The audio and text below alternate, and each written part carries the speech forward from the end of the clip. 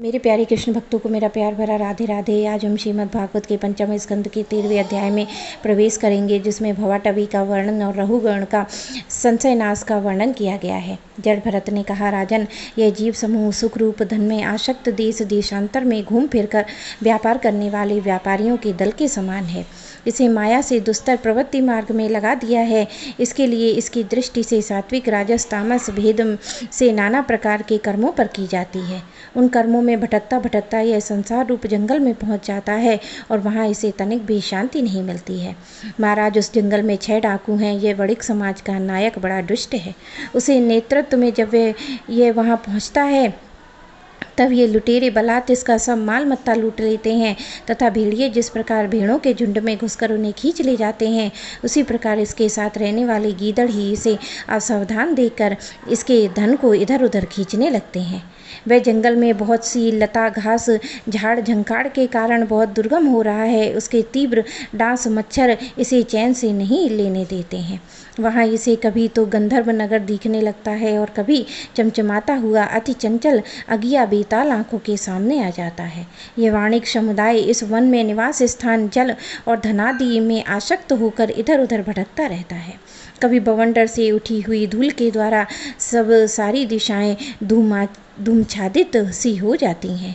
इसकी आंखों में भी धूल भर जाती है तो इसे दिशाओं का ज्ञान भी नहीं रहता है। कभी इसे दिखाई ना देने वाले झिंगरों का कर्ण कटु शब्द सुनाई देता है तो कभी उल्लुओं की बोली से इसका चित्त व्यथित हो जाता है। कभी इसे भूख सताने लगती है तो यह निंदनीय वृक्षों का सहारा टटोलने लगता है। कभी प्यास से व्याकुल होकर मृग तृष्णा की ओर दौड़ने लगता है। कभी जलहीन नदियों की ओर जाता है। कभी अन्न न मिलने पर आपस में एक दूसरे से भोजन प्राप्ति की इच्छा करता है। कभी दावा नल में घुसकर अग्नि से झुलस जाता है तो कभी यक्ष लोग इसके प्राण खींचने लगते हैं तो यह खिन्न सा होने लगता है। कभी अपने से अधिक बलवान लोग इसका धन छीन लेते हैं तो यह दुखी होकर शोक और मोह से अचेत हो जाता है। और कभी गंधर्व नगर में पहुंचकर घड़ी भर के लिए सब दुख भूलकर खुशी मनाने लगता है। कभी पर्वतों पे चढ़ना चाहता है तो कांटों और कंकड़ों के पैर चलनी हो जाने से उदास सा हो जाता है। कुटुंब बहुत बढ़ जाता है और उदर पूर्ति का साधन नहीं होता है तो भूख की ज्वाला से संतप्त होकर अपने बंधु बांधवों पर खींचने लगता है। कभी अजगर सर्प का ग्रास बनकर वन में फेंके हुए मुर्दे के समान पड़ा रहता है। उस समय इसे कोई सुध बुध नहीं रहती है। कभी दूसरे विषैले जंतु इसे काटने लगते हैं तो उनके विष के प्रभाव से अंधा होकर किसी अंधे कुएं में गिर जाता है और घोर दुख में अंधकार में बेहोश पड़ा रहता है। कभी मधु खोजने लगता है तो मक्खियों इसके नाक में दम कर देती हैं। इसका सारा अभिमान नष्ट हो जाता है। यदि ये किसी प्रकार अनेक कठिनाइयों का सामना करके वह मिल भी गया तो बलात् दूसरे लोग उसे छीन लेते हैं। कभी शीत धाम आंधी वर्षा से अपनी रक्षा करने में असमर्थ हो जाता है। कभी आपस में थोड़ा बहुत व्यापार करता है तो धन के लोभ से दूसरों को धोखा देकर उनसे बैर ठान लेता है।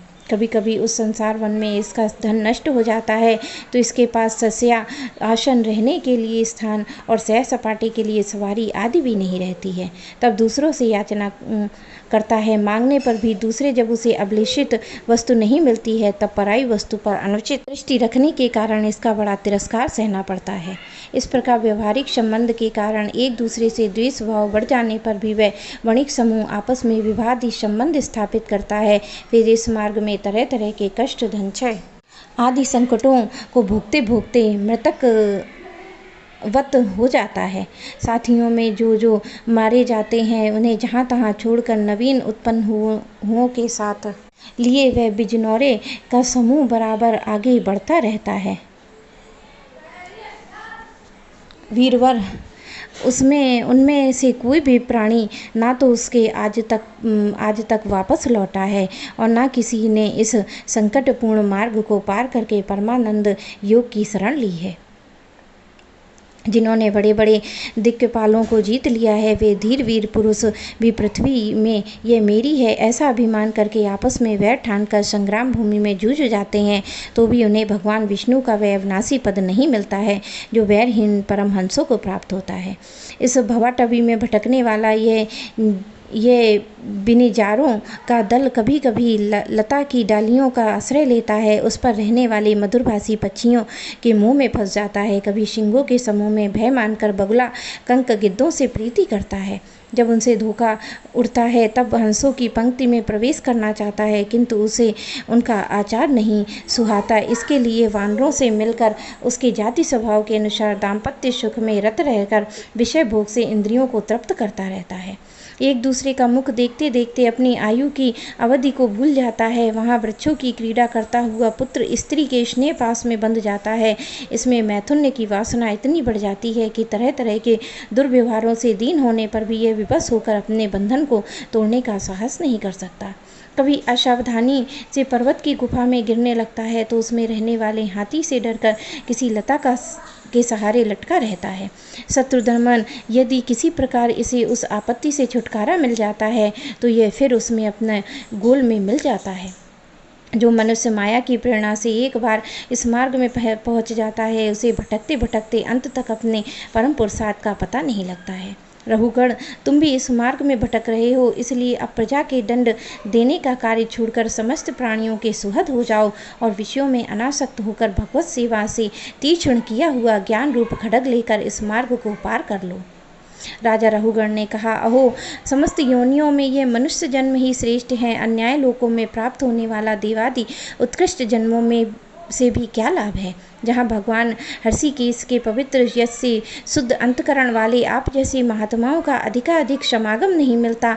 आपके चरण कमलों की रज का सेवन करने से जिनके सारे पाप नष्ट हो गए हैं, उन महान भावों को भगवान की विशुद्ध भक्ति प्राप्त होना कोई विचित्र बात नहीं है। मेरा तो आपके 2 घड़ी सत्संग से ही सारा कृत कर मूलक अज्ञान नष्ट हो गया है। ब्रह्मज्ञानियों से जो वयोवृद्ध हो उन्हें नमस्कार हैं, जो शिशु हों उन्हें नमस्कार हैं, जो युवा हों उन्हें नमस्कार हों, जो क्रीड़ारत बालक हों उन्हें भी नमस्कार हैं। जो ब्रह्मज्ञानी ब्राह्मण अवधूत वेश पृथ्वी पर विचरते हैं, उन्हें हम जैसे ऐश्वर्यमंत राजाओं का कल्याण हो। श्री सुखदेव जी कहते हैं, उत्तरानंदन, इस प्रकार उन परम प्रभावशाली ब्रह्म ऋषि पुत्र ने अपना अपना अपमान करने वाले सिंधु नरेश रहुगण को भी अत्यंत करुणावश आत्मा तत्व का उपदेश दिया। तब राजा रहुगण ने दीन भाव से उनके चरणों की वंदना की। फिर वे परिपूर्ण समुद्र के समान शांति चित्त उपतेंद्रीय होकर पृथ्वी पर विचरने लगे। उनके सत्संग से परमात्म तत्व ज्ञान पाकर सौरवीर पति रहुगण ने अपने अंतकरण में अविद्यावश आरोपित देह आत्मा बुद्धि को त्याग दिया। राजन, जो लोग भगवत आश्रित अनन्य भक्तों की शरण लेते हैं, उनका ऐसा ही प्रभाव होता है। उनके पास अविद्या ठहर ही नहीं सकती है। राजा परीक्षित ने कहा, महाभाग मुनि श्रेष्ठ, आप परम बुद्धिमान हैं। आपने रूपकादि के द्वारा अप्रत्यक्ष रूप से जीवों के जिस संसार रूप मार्ग का वर्णन किया है, उस विषय की कल्पना विवेकी पुरुषों की बुद्धि ने की है। वह अल्प बुद्धि वाले पुरुषों की समझ में सुगमता से नहीं आ सकता है। अतः मेरी प्रार्थना है कि इस दुर्बोध विषय को रूप का स्पष्टीकरण करने वाले शब्दों से खोल कर समझाइए। मेरे प्यारे कृष्ण भक्तों को मेरा प्यार